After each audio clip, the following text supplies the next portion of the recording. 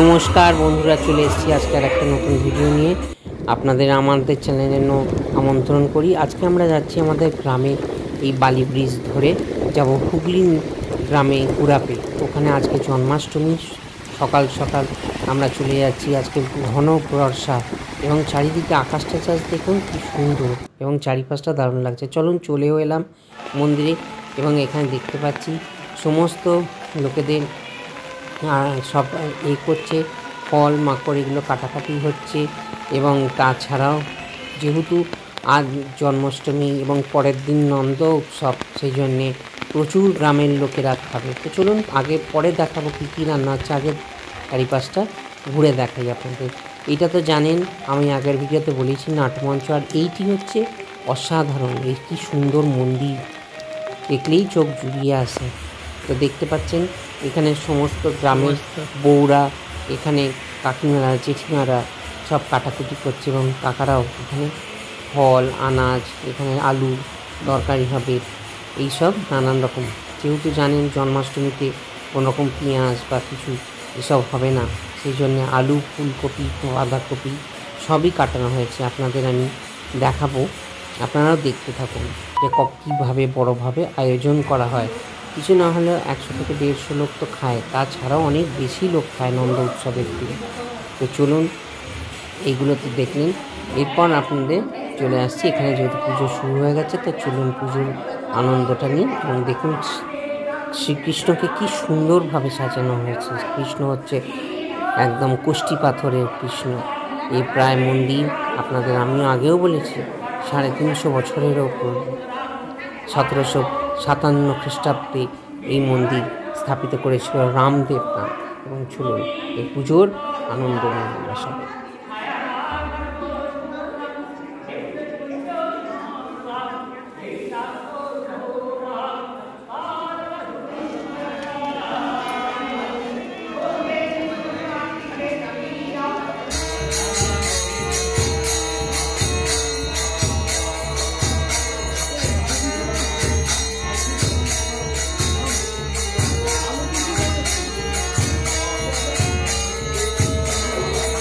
বন্ধুরা দেখতে পাচ্ছেন এখানে কীর্তন গান হচ্ছে এই নাটমঞ্চ থেকে। এবং এখানে দেখতে পাচ্ছেন এক ঠাকুরের প্রতিমা রাখা, আর এটা হচ্ছে তুলসী মঞ্চ। তো সব মিলিয়ে খুব সুন্দর একদম পরিবেশ তৈরি হয়ে গেছে এবং দারুণ লাগছে। আর এখান থেকে জাস্ট ভিউটা দেখুন ঠাকুরের, অসাধারণ। তো চলুন দেখি পুজোর পরিক্রমাগুলো কীরকম কী হচ্ছে এবং নিয়মকানুনগুলো দেখি কি। চলুন, তো আনন্দ নিয়ে আপনারাও দেখতে থাকুন।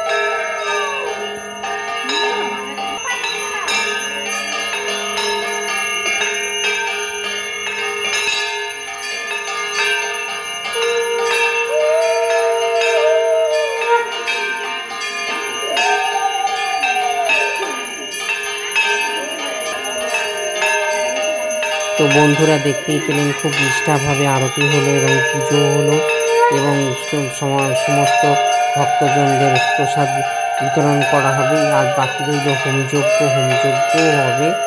তো আর পুজো দেখার জন্য আপনারা আসুন। ভালো লাগলে লাইক করুন, সাবস্ক্রাইব করুন আরও নতুনত্ব ভিডিও দেখার জন্যে।